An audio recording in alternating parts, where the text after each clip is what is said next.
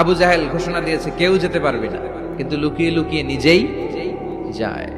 একটা নির্ধারিত সময়ে বিশ্বনবী তেলাওয়াত করতেন, আর ওই তেলাওয়াতের সময় আবু জাহেল, উতবা, শাইবা, ওয়ালিদ ইবনে মুগীরা সবাই লুকিয়ে লুকিয়ে বিশ্বনবীর ঘরের চারদিকে কান পেতে মধুর কণ্ঠের তেলাওয়াত শুনতো। ফ্রি ফ্রি আরামসে শুনতো এই তেলাওয়াত।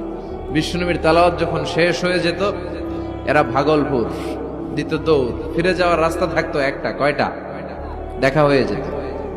একজন আরেকজনকে দোষারোপ করতো। আবু জাহেল বলতো, কিরে তোরা আসলি কেন? ওরা বলে, তুই এলি কেন? দিনের বেলা ভাষণ দেশ মুহাম্মদের বিরুদ্ধে, রাত্রে বেলা চোরের মতো তুই আসিস কেন?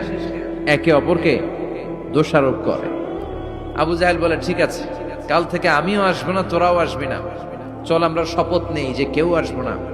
দস্তখত দে, সিগনেচার দে, যেই আসবে তার মাথার চুল কামিয়ে আলকাতরা মেখে মক্কার বাজারে ঘুরিয়ে ঘুরিয়ে অপমান করা হবে।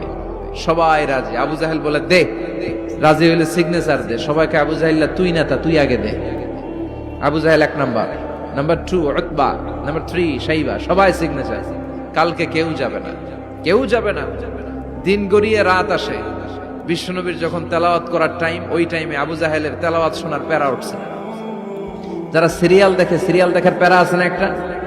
9টায় সিরিয়াল শুরু হবে, 8:30 থেকে প্যারা ওঠে।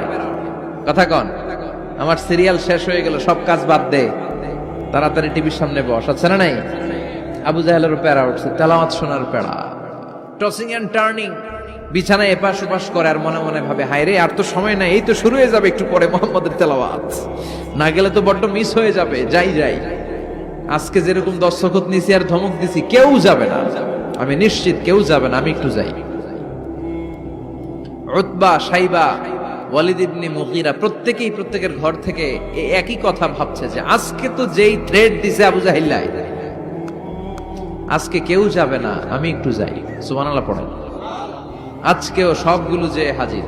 বিশ্বনবী মন্ত্রমুগ্ধ করা সুরের ঝংকার তুলে তেলাওয়াত করছেন, আর সবগুলো মন্ত্রে মুগ্ধের মতো তেলাওয়াত শুনছে। বিশ্বনবীর তেলাওয়াত শেষ, সব দিছে দৌড়। ফিরে যাওয়ার রাস্তা কয়টা? আজকেও দেখা। আবু জাহেল কয়, কিরে তোরা আইলি কেন? সবাইকে আবু জাহেল, তুই আইলি কেন? একে অপরকে দোষারোপ করে। এই ঘটনাটা শোনানোর উদ্দেশ্য হচ্ছে, বিশ্বনবীর কণ্ঠটা যেন তেন কোনো কণ্ঠ ছিল না, এই কণ্ঠে সুরের ঝংকার ছিল, ঠিক কিনা?